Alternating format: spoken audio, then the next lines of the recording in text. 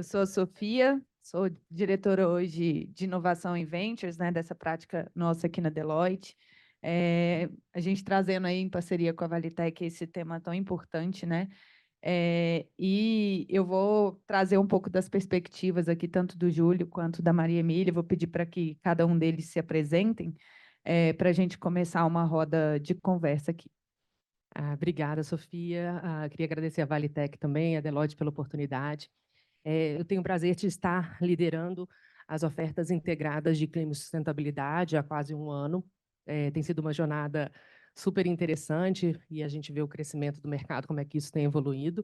Falando um pouco do meu background, mais de 18 anos eu trabalhei no setor que a gente chama na Deloitte de ER&I, Energy Resources and Industrials, mais especificamente num big player de mineração.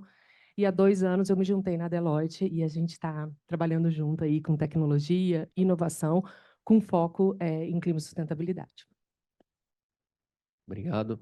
Eu sou o Júlio Begali, sou atualmente o Head de SG da Valitec. O Peter já comentou um pouquinho, então vou ser bem breve aqui na apresentação. Agradecer também a presença de todos, dos painelistas que estão aqui com a gente, que aceitaram prontamente o nosso convite, pessoal da Deloitte pela ajuda na organização, né, desse espaço sensacional aqui. E acho que é isso. Perfeito. Eu vou começar direcionando a pergunta aqui para a Maria Emília. A gente sabe do potencial do Brasil, né, dentro de toda essa transição energética e também dos desafios, né, que as indústrias vão enfrentar para conseguir ajustar toda a base de ativos e o tanto de investimento que isso vai requerer, né?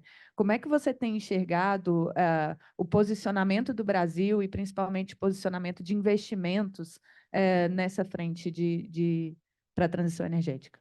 Não, fantástico. Eu vou falar dentro de algumas perspectivas, quanto a gente olha o avanço do Brasil em maturidade nas discussões de clima e sustentabilidade.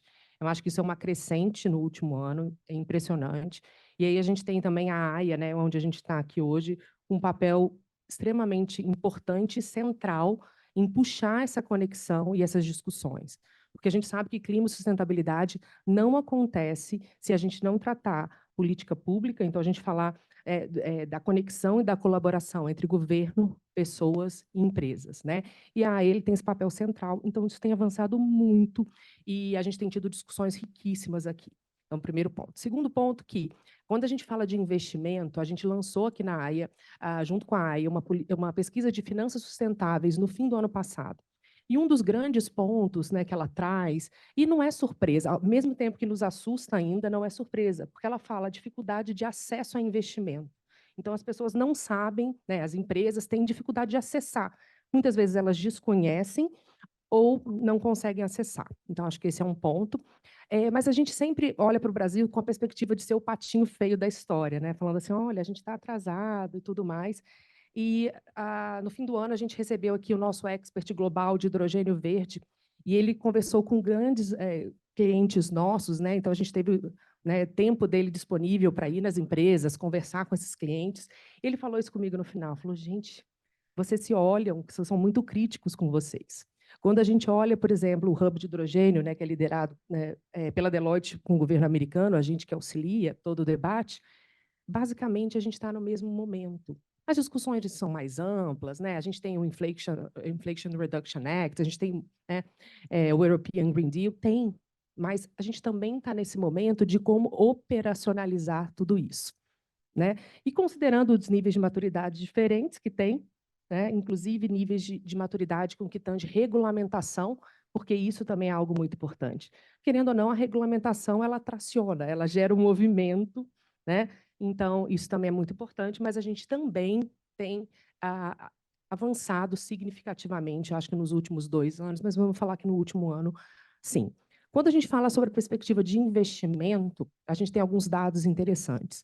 A expectativa é, inclusive, num dado do plano de transição energética também elaborado aqui pela AIA junto com o governo, saiu, quem não conhece esse relatório, é um dos que eu mais gosto, porque a gente fala do Brasil, números brasileiros, né? Que essa é uma grande dificuldade, eu estava falando até com o professor André hoje cedo, a gente tem pouco dado do Brasil.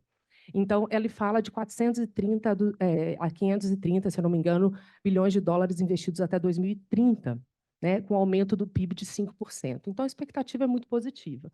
Quando a gente tem um outro dado do World Economic Forum, que ele fala mais ou menos, aí eu vou falar para o setor de R&I, depois eu explico por quê, ele fala basicamente, aí eu estou falando também na parte de biodiversidade, florestas e tudo, um investimento esperado de R$1 tri até 2030. Então, são números significativos, e mais importante do que isso, a gente vê dentro das empresas, que a gente tem o prazer de liderar esse debate, que é tão importante, a gente já vê uma mudança das discussões só a nível regulatório, que não me entendam mal, elas são importantes, necessárias, e eu acho que isso é uma condição. A gente, né, meio que a gente venceu essa parte, né? Vamos para outra parte. E a gente começa a ver uma discussão muito focada em novos modelos de negócios, novos modelos de serviços e novos produtos. E eu falo, aí que eu quero entrar. Porque é aí que a gente vai ver efetivamente a transição e as coisas acontecendo. E aí um investimento específico na indústria no Brasil, só para... Né, na indústria no Brasil, o que a gente vê muito é o setor de R&I puxando essas discussões, com maior apetite, né, a investir, né, com risco mais alto, porque a necessidade está batendo na porta deles. Então, a gente vê esse movimento, mas realmente um movimento verdadeiro. Depois a gente vê a parte de consumers, né, e aí agro, né, é sempre a minha aposta, mas ainda mais no nível de aposta, a gente precisa ter um avanço, uma atração ali melhor, mas com certeza vai acontecer nos próximos anos. E aí tem o setor financeiro também, que a gente vê começando a se movimentar bem. A expectativa do setor financeiro é um pouquinho mais à frente em termos de potencial, mas a gente já vê isso acontecendo. Acho que era isso, né? Perfeito, obrigada. Agora eu vou direcionar um pouco aqui para o Júlio. Júlio, a gente sabe do déficit, né, que existe aí de tecnologias verdes no Brasil, né, em torno de 10% a 20%. E aí, nesse sentido, eu queria entender com você como é que você tem enxergado essa prospecção, como é que a Valitec, vocês têm trabalhado nessa questão da prospecção de startups, como você tem enxergado essa densidade de startups que estão também disponíveis e surgindo, né, no Brasil para investimentos, e os critérios, né, que vocês utilizam nessas avaliações. Obrigado.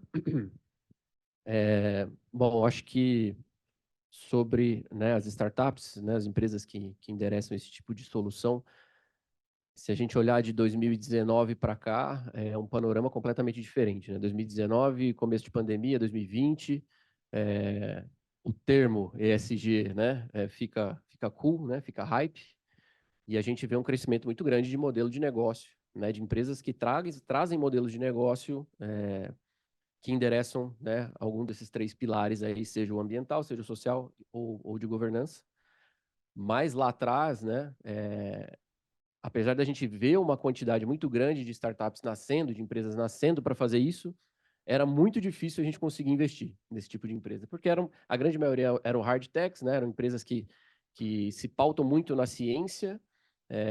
Quando a gente tinha um mercado de venture capital que estava começando a escalar, né, começando a se entender ali dentro desse aspecto, né, ESG.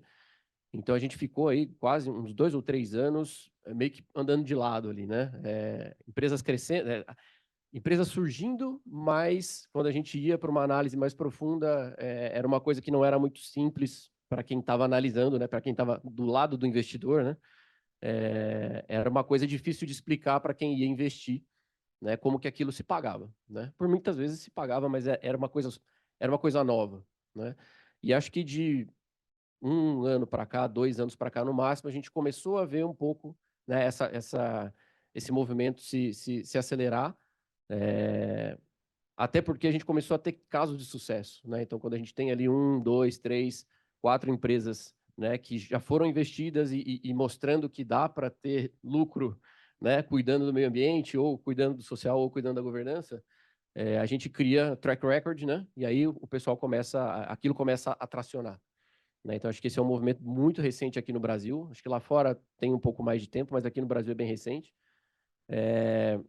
O que traz um desafio para quem está analisando, que é como incorporar o tema ESG para uma análise de investimento, né? Que a análise de investimento normalmente é uma análise fria, né, financeira, e a gente precisa incorporar esses temas, né, os tópicos ESG dentro de uma análise de investimento financeira, para fazer aquela conta fechar, né? Então, a gente, né, na Valitec, a gente, como o Peter comentou, a gente começou a olhar isso muito mais, com mais carinho ano passado. A gente trouxe isso para o nosso processo, mas é uma coisa que tem que ser, como a Valitec é, super tailor-made ali, né? Dependendo de quem, dependendo da corporação que a gente está gerindo o fundo, né? Ela tem uma expectativa, né? Então a gente tem que atender a expectativa da corporação, trazendo aspectos ESG. Muitas vezes a tese do fundo ela é completamente diferente entre fundos, né? Então a gente tem fundo que olha para scale-ups, a gente tem fundo que olha para startups que são super early stage, né? E a gente não consegue aplicar a mesma análise ESG para o investimento early stage e para o investimento scale-up, né? A gente investiu em indústria e a gente investiu em empresa 100% digital, né? A abordagem ESG é completamente diferente para uma fábrica, né, física, e para um negócio 100% digital. Então, a gente tem que fazer acomodar, né, esses critérios dentro do nosso processo, mas para que a gente consiga varrer todo o espectro, né?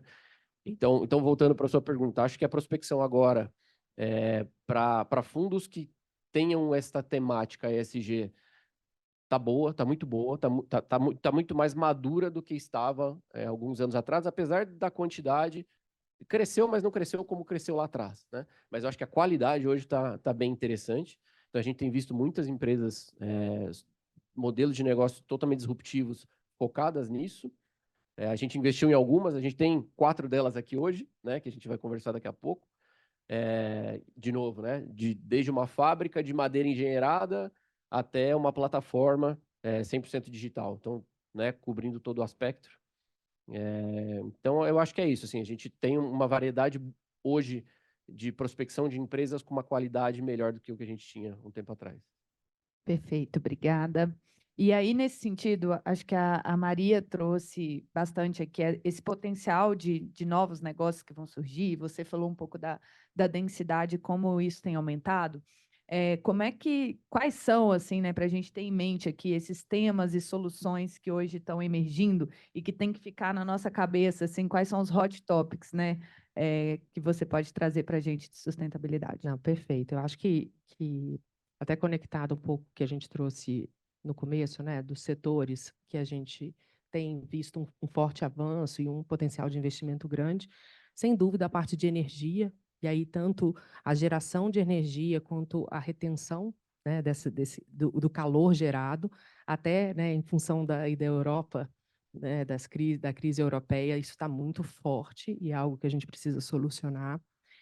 Quando a gente fala a parte combustível, né, e a gente já está falando muito de hidrogênio o tempo todo, né, acho que isso está super em alta, mas a gente precisa ainda amadurecer a tecnologia, principalmente para que ela seja mais acessível.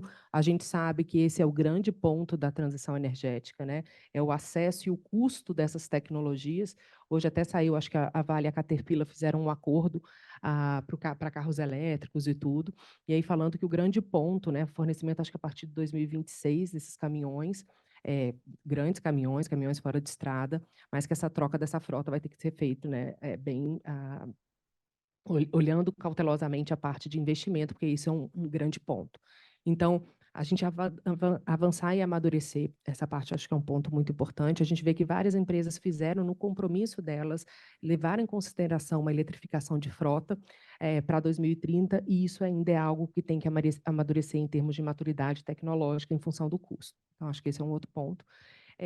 E o tema de biodiversidade no Brasil, e aí eu gosto muito do ponto que a Clarice trouxe, ainda não está sendo, a gente precisa trabalhar muito fortemente, principalmente quando a gente fala de hard tech, hard science, esses vão ser os grandes demandadores, né, desses grandes tópicos que a gente falou.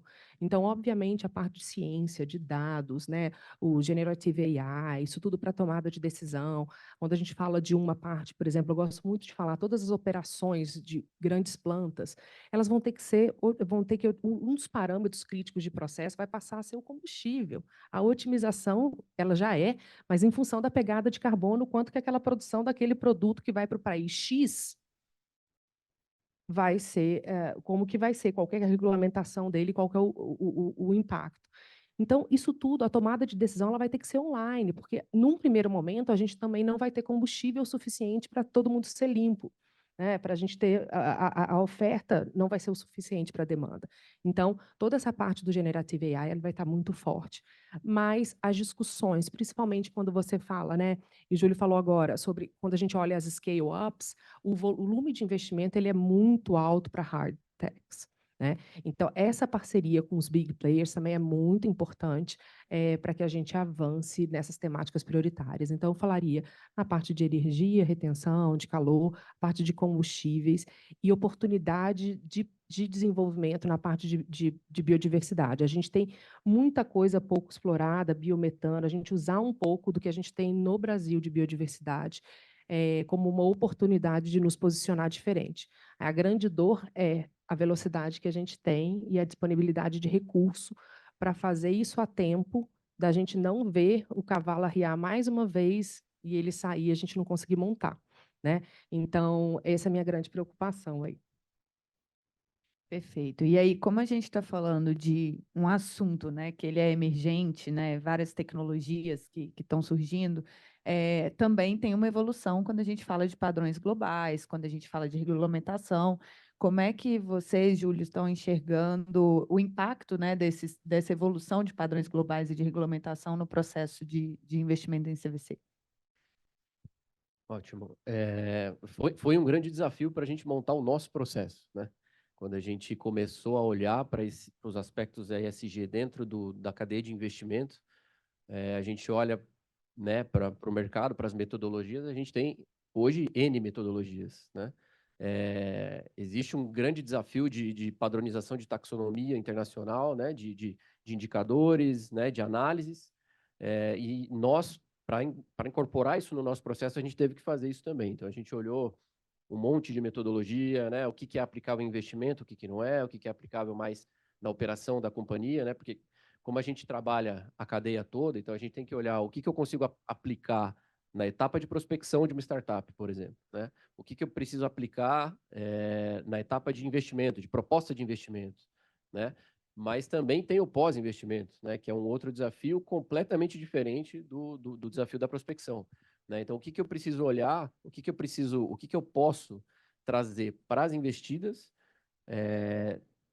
olhando para as metodologias internacionais, que ajude as investidas a também trazer aspectos ESG para a gestão, né, e para o dia a dia delas, quando elas estão ali focadas no crescimento, né? Muitas vezes a empresa, a investida é uma early stage, é uma empresa pequena que ainda está validando o produto, né? E como é que eu endereço o tema ESG quando o cara está lá vendendo almoço, né, para pagar a janta? Então, a gente olhou para bastante coisa. Hoje, a gente usa como base para a nossa metodologia três organizações internacionais que a gente entende que já avançaram muito e aquela coisa de não reinventar, né? Não reinventar a roda.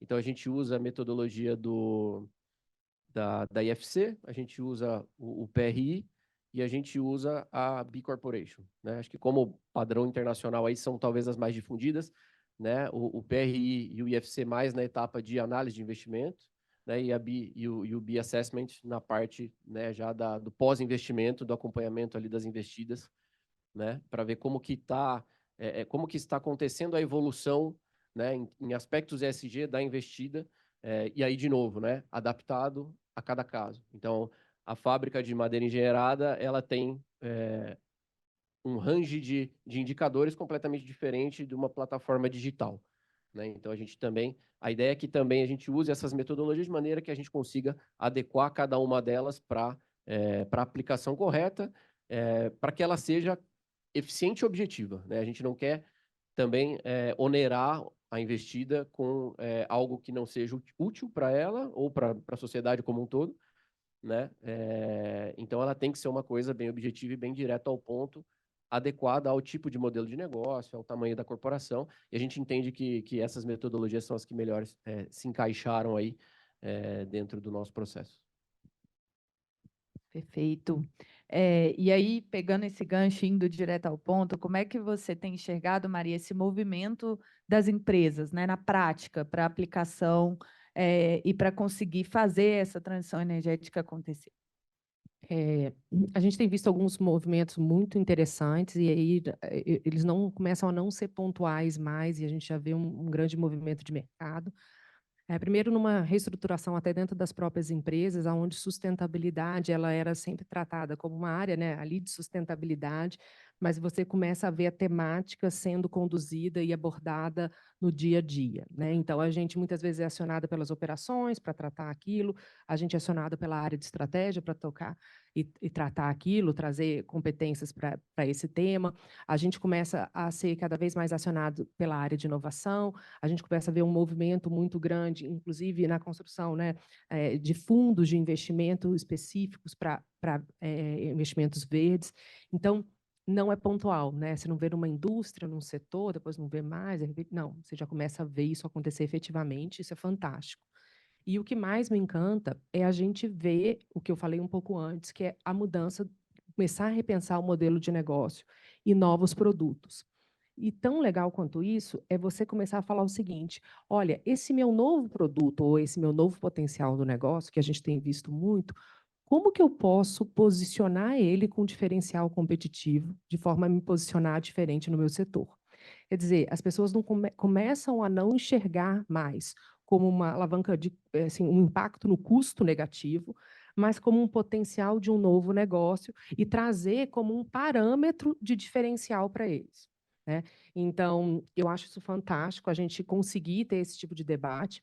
A gente começa a ver, e aí, mais uma vez, né, com a parceria muito forte na parte de hard science, pesquisa e desenvolvimento, grandes tecnologias saindo da bancada, e a gente trabalha muito forte com isso. A gente teve a oportunidade de liderar o maior piloto de biomassa das Américas. A gente começa a ver isso acontecendo em escala, né?